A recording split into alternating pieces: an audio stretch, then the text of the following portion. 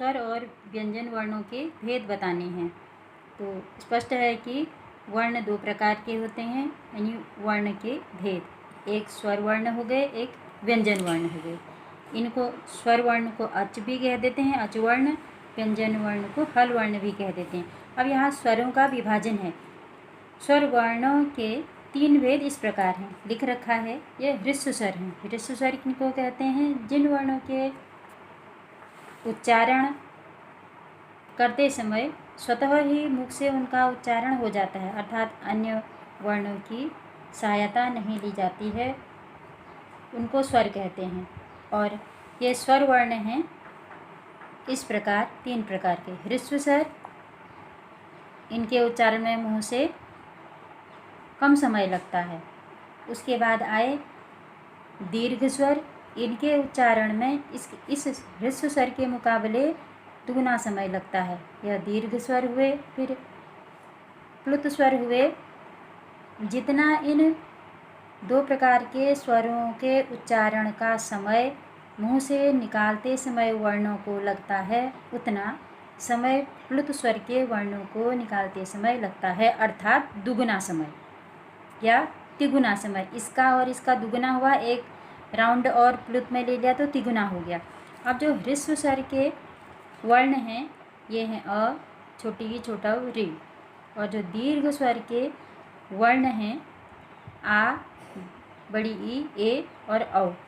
प्लुत स्वर यह ओम है। ओम इसलिए लिख रखा है, जब हम ओम का उच्चारण मुख से करते हैं तो इस ओ वर्ण को, खाली इस ओ वर्ण को 3 बार लगभग बोलते हैं। और फिर उसके बाद आगे ये म है, म में हलंत लगा है तो ये आधा म हो गया, अर्थात ओम। म छोटा हो गया, यानी जल्दी से छोड़ दिया हमने म वर्ण को और ओ को 3 बार, इसलिए यह प्लुत स्वर। खुद ही अंतर समझ में आ जा रहा। दीर्घ स्वर, ह्रस्व स्वर, सबसे कम समय लगता है इन वर्णों के उच्चारण में, फिर थोड़ा अधिक इन वर्णों के उच्चारण में लगता है, और सबसे अधिक समय प्लुत स्वरों के उच्चारण में लगता है। अब ये हुए आपके स्वर वर्ण। फिर आगे आए व्यंजन वर्ण। व्यंजन वर्णों में सबसे पहले स्पर्श व्यंजन हुए। इन स्पर्श व्यंजनों का इस प्रकार से वर्गीकरण किया जाता है, जैसे क, ख, ग, घ, अंग है, इसके लिए हम क वर्ग बोल देंगे। फिर च, छ, ज, झ, य है तो इसके लिए हम च वर्ग बोल देंगे। ऐसे ही ट, ठ, ड, ढ, अण, ट वर्ग। यानी ये जो पहला वर्ण आ रहा है, इस पहले वर्ण के अनुसार ही हम वर्ग का नामकरण कर रहे हैं। देखो त आया है तो यहाँ त वर्ग, ऐसे ही प आया है, प वर्ग, ऐसे ही यह टोटल मिलाकर के 5 होंगी। 1 2 3 4 5, और प्रत्येक लाइन में, प्रत्येक पंक्ति में 5-5 वर्ण हैं। इसलिए इस आधार पर यह कहा जा सकता है कि यह स्पर्श वर्ण कुल 25 हुए, व्यंजन हो गए। फिर उसके बाद व्यंजनों की और संख्या है, अंतःस्थ वर्ण कहलाते हैं। कुछ अंतःस्थ वर्ण हैं जो य, र, ल, व, ये कुल हो गए 4 वर्ण। ऐसे ही ऊष्म वर्ण हो गए, इन वर्णों की संख्या भी 4 है। श, श, श और ह, इसको तालव्य स, मूर्धन्य स, दंती स और ह। उसके बाद है जो अगले व्यंजन हैं संयुक्त व्यंजन। संयुक्त व्यंजन 3 हैं, क्ष, त्र और ज्ञ। अब ये संयुक्त व्यंजन इसलिए कहलाए क्योंकि यह व्यंजन, यह व्यंजन, यह व्यंजन, ये सब अन्य व्यंजन वर्णों की सहायता से मिलकर के बने हैं। जैसे क्ष है, क्ष वर्ण जो बना हुआ है, ये जो संयुक्त एक व्यंजन है, यह बना हुआ है क धन स को मिलाकर के। क धन स मिला तो क्ष वर्ण हो गया। फिर ऐसे ही त्र है, ये त्र जो व्यंजन बना हुआ है त धन र, यानी यहाँ ये हल वर्ण है, तो त धन र बराबर त्र। और ऐसे ही यह ज्ञ जो वर्ण बना हुआ है यह भी दो वर्णों को मिलकर के बना हुआ है, ज धन य, ज्ञ हो गया। अब हिंदी भाषा में हम इसको वर्णमाला में जोड़ते हैं क्योंकि संयुक्त व्यंजन स्पर्श लिख रखा है। संस्कृत भाषा में हम इसको संस्कृत वर्णमाला में नहीं जोड़ते हैं क्योंकि यह संयुक्त व्यंजन है। प्रयोग जरूर करते हैं लेकिन वर्णमाला में इनको स्थान नहीं मिला हुआ है। अब कल मैं बात कर रही थी कि वर्णों का उच्चारण स्थान। अब जब यह पूरी वर्णमाला का विभाजन हो गया तो इनके उच्चारण के स्थान भी इस प्रकार हैं। जैसे कंठ से निकलने वाले वर्ण जो हैं, यहाँ ये तालिका बना रखी है, इनका स्थान लिखा है। ये वर्ण हैं, ये नाम है। कंठ से निकलने वाले जो वर्ण हैं क वर्ग है। क वर्ग का मतलब ये पूरा वाला, ये क वर्ग लिखा है, क ख ग घ अंग सारे हैं क वर्ग। तो 5 वर्ण ये हो गए, ह भी हो गया, अ भी हो गया, आ भी हो गया। और इन वर्णों का नाम हो गया कंठ वर्ण, इनको हम कंठ वर्ण कह देंगे। ऐसे है फिर तालु, तालु से निकलने वाले च वर्ग के वर्ण हैं, सारे च वर्ग के वर्ण, ये च छ ज झ य च वर्ग के वर्ण हैं। इसके अलावा य तालव्य स छोटी ई बड़ी ई, और इनके नाम हो गए तालव्य वर्ण। ऐसे ही ये मूर्धा से निकलने वाली, यानी उच्चारण स्थान हमारे गले के अंदर से, जहाँ से मुख के अंदर गले तक ये जहाँ से निकलते हैं वो स्थान हुए। मूर्धा स्थान से निकलने वाले ट वर्ग, ये सारा ये ट वर्ग लिख रखा है।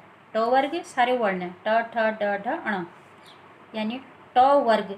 वर्ग का नाम बोल दिया तो समझ लेना चाहिए कि सारे वही वर्ण हैं जो बोले हुए हैं, यानी जो लिखे हुए हैं वो सारे वर्ण इसके अंतर्गत आएंगे। ट वर्ग और उसके बाद र भी आएगा, मूर्धन्य स भी आएगा, रे ऋषि इसको लिखते हैं। यानी ट वर्ग के सारे वर्ण र मूर्धन्य स रे, और इनको कहेंगे मूर्धन्य। अगला है दंत से निकलने वाले वर्ण, दंत लिख रखा है। त वर्ग सारा, त वर्ग का मतलब ये सारा मतलब पूरा वर्ग, जितने वर्ण 1 2 3 4 5, यानी त थ द ध न, ये पूरे हो गए। उसके बाद ल और दंती स, और इनको कह देते हैं दंत्य वर्ण। अगला आया ओष्ठ यानी होंठ, प वर्ग पूरा, प फ ब भ म छोटा ऊ और बड़ा ऊ, इनको कह देते हैं ओष्ठ वर्ण। अगला है कंठतालु, यानी गले और तालु ऊपर का जहाँ दांत लगे हुए होते हैं उस पूरे एरिया को, दांत में जीभ जहाँ ऊपर की ओर मुंह के अंदर चिपक जाती है, जहाँ यहाँ से यह वर्ण निकलते हैं कंठतालु, इसको कहते हैं। ए और ऐ ये वर्ण हो गए, और इनका नाम हुआ कंठतालव्य स्थान। इन वर्णों को कंठतालव्य कह देते हैं, इनका स्थान हुआ कंठतालु। फिर 7वां है कंठोष्ठ, कंठ और ओष्ठ यानी होंठ, गला और होंठ, कंठोष्ठ ये वर्ण हैं ओ औ, और इनका नाम हो गया, इन वर्णों का नाम हो गया कंठोष्ठ। अगला है दंतोष्ठ, दांत और होंठ, दंत और ओष्ठ, यह एक वर्ण है वो, इसको कह देते हैं दंत्योष्ठ वर्ण, नाम हो गया इसका। दंत्योष्ठ वर्णों के नाम लिखवाएगा तो आप वो लिख सकते हैं। ऐसे ही नासिका, नासिका मतलब नाक की सहायता से, मुंह तो चलाते ही चलाते हैं, साथ में नाक का पूर्ण रूप से सहयोग लेते हैं, वो नासिका वर्ण हुए। ये नासिका वर्ण कौन कौन से हुए? अंग, ङ, य, ण, न और म। बोलते समय ही हमें यह एहसास हो जा रहा है कि यह नाक से बोले जा रहे हैं, तो इन वर्णों को नासिक्य कह देते हैं। नासिक्य वर्ण, इनका स्थान नासिका से, और वर्ण हो गए इतने, यानी 1 2 3 4 5 6 यह वर्ण हो गए। फिर अगला है शब्द। शब्द किसको कहते हैं? यह यानी वर्णों के सार्थक समूह को शब्द कहते हैं। वर्णों के सार्थक समूह को शब्द कहते हैं। जैसे एक शब्द लिखेंगे राम, अगर एक शब्द लिख दिया तो हमको पहचान में आ गया कि राम एक सार्थक शब्द है। अगर हम खाली र लिख देंगे तो कुछ भी नहीं हुआ, इसलिए राम लिख दिया, हमको पता चल गया या तो यह किसी का नाम होगा या हम भगवान के बारे में कह रहे होंगे। यह राम एक नाम है, जिसका भी है। फिर इन शब्दों का वर्गीकरण है। शब्दों को हम कितने भागों में बांट सकते हैं? शब्दों को हम मुख्यतः 4 भागों में बांटते हैं। अर्थ के आधार पर शब्द वर्गीकरण, व्युत्पत्ति या बनावट के आधार पर शब्दों का वर्गीकरण, उत्पत्ति के आधार पर शब्द का वर्गीकरण और वाक्य प्रयोग के आधार पर शब्द का वर्गीकरण। तो इस आधार पर हम सबसे पहले देखते हैं अर्थ के आधार पर शब्द का वर्गीकरण। इसके आधार पर शब्द 2 प्रकार के होते हैं। एक होता है सार्थक शब्द और दूसरा होता है निरर्थक शब्द। अब ये एक बताया मैंने राम, यह सार्थक शब्द है, तो इसका मतलब यही हुआ, अर्थ के आधार पर जो सार्थक शब्द बना वह राम, या शब्दों का समूह बना कि आप वाक्य भी, सार्थक वाक्य भी बना सकते हैं। अगर हम निरर्थक शब्द पढ़ेंगे तो निरर्थक शब्द क्या हुआ? जिसका कोई अर्थ नहीं होता है। निरर्थक शब्द हुए हैं जिनका कोई अर्थ नहीं हुआ। सार्थक शब्द हुए हैं जिनका वास्तव में कोई अर्थ होता है। हम अपने व्यवहारिक भाषा में कई बार सार्थक शब्दों के साथ निरर्थक शब्द भी बोलते हैं। आप अपने आपस में दोस्तों के बीच बैठ करके हम कभी बोल देते हैं, भाई खाना वाना खा करके तो आ गए हो आप, खाना वाना। तो खाना तो ठीक है, लेकिन वाना इस शब्द का कोई अर्थ नहीं हुआ, इसको हम निरर्थक शब्द कह देते हैं। खाने का शब्द हुआ भोजन, ये सही बात है, लेकिन यह हमारी व्यवहारिक भाषा ऐसी है कि हम आपस में ऐसे निरर्थक शब्दों का प्रयोग करते हैं और उसमें हमें यह समझ में नहीं आता कि हाँ, हमने इस निरर्थक शब्द का प्रयोग किया है। अगर हम इस शब्द को नहीं भी बोलते तो तभी भी जो हमारा यह खाना शब्द बोला, जिसके लिए हमने ये अनावश्यक वाना शब्द बोला है, यह सार्थक माना जाता। हमारी व्यवहारिक भाषा है, हम व्यवहार में यानी बातचीत करते समय हम अपनी इस भाषा को टटोल भी नहीं पाते हैं, यानी इसका निष्कर्ष भी नहीं निकाल पाते हैं कि हाँ, हमसे गलती हुई है। तो ये नहीं कह सकते हैं कि नहीं बोलना चाहिए, गलत है, ऐसा कोई प्रश्न चिन्ह नहीं लगा रखा है, लेकिन कहने का आशय है कि यह वाना निरर्थक शब्द है, इसका हम प्रयोग करते हैं कई बार। तो उसके बाद आता है व्युत्पत्ति या बनावट के आधार पर शब्द का वर्गीकरण।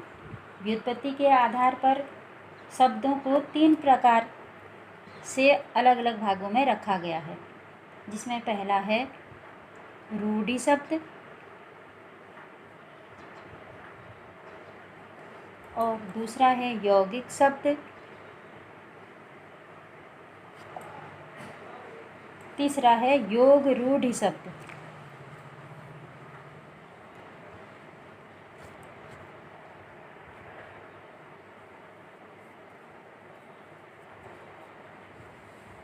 रूढ़ि शब्द वे शब्द हैं जो अपने चलते आए परंपरागत मान्य रूप में रूढ़ हो गए हैं, अर्थात जिनका अर्थ निश्चित हो गया है। अब वो शब्द कौन कौन से हैं? जैसे बेटा, धरती, कमल, तालाब, आसमान आदि। और यौगिक शब्द वे शब्द हैं जो शब्द 2 या 2 से अधिक शब्दों के योग से बने हैं और मिलकर नए अर्थ को प्रकट करते हैं। जैसे गौशाला,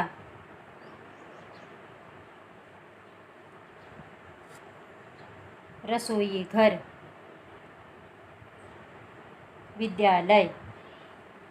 अगर हम रसोई कह देते तो भी वह समझ में आ जाता।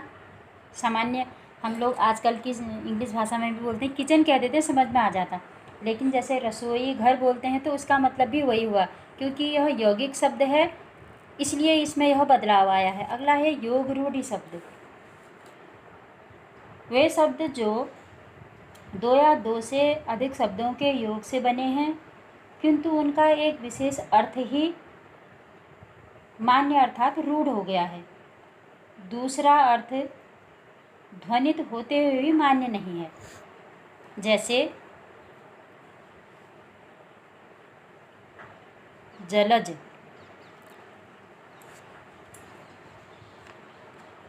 वारिद। जलज मैंने जन्मा हुआ कहाँ, जल में अर्थात कमल। वारिद मैंने बादल। अब है उत्पत्ति के आधार पर शब्द भेद, यानी तीसरा वाला। उत्पत्ति के आधार पर शब्दों के भी 3 भेद होते हैं। पहला तत्सम शब्द,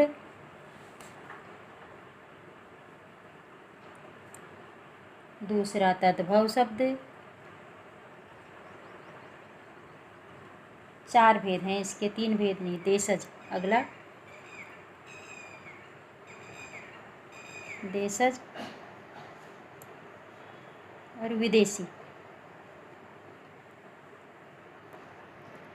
तो उत्पत्ति के आधार पर शब्दों के 1 भेद, 2, 3, 4।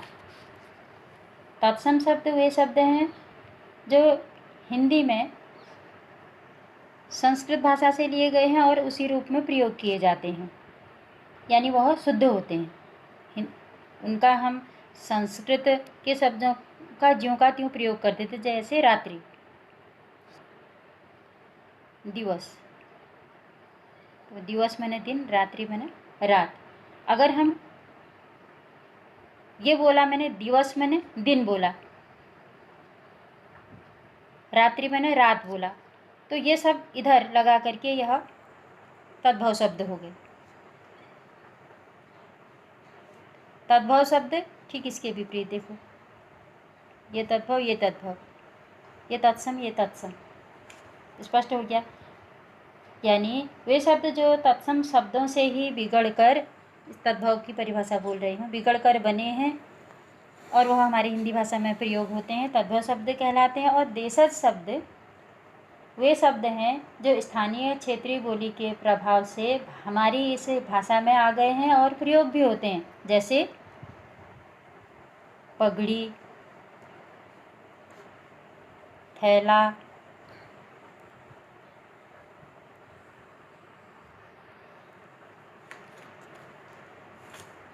गाड़ी, पेट, दौड़ भाग।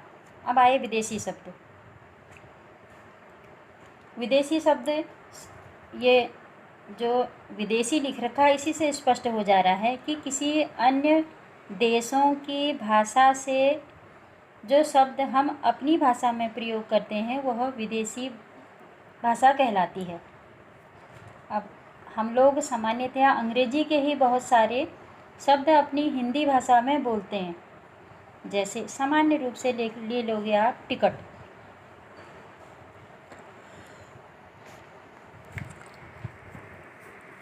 स्टेशन,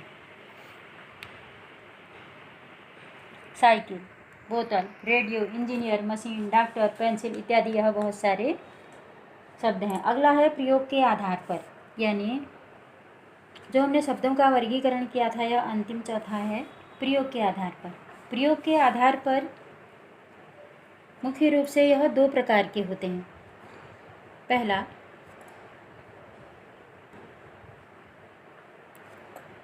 विकारी और दूसरा अविकारी। विकारी शब्द ऐसे शब्द हैं जिनका वाक्यों में प्रयोग करते समय रूप परिवर्तन हो जाता है और इनके भी जो रूप परिवर्तन होते हैं वो 4 प्रकार से हो जाते हैं।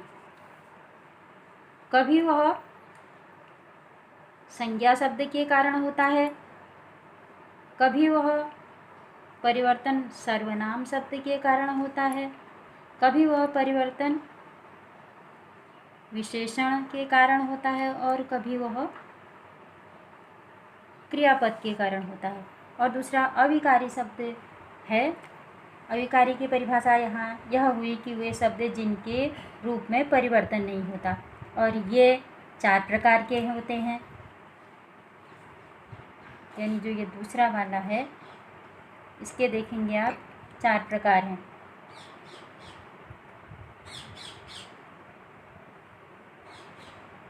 क्रिया विशेषण, संबंध बोधक,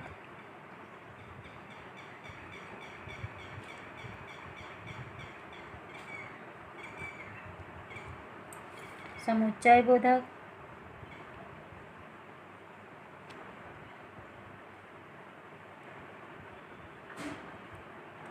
और लास्ट वाला है विस्मयादि बोधक शब्द।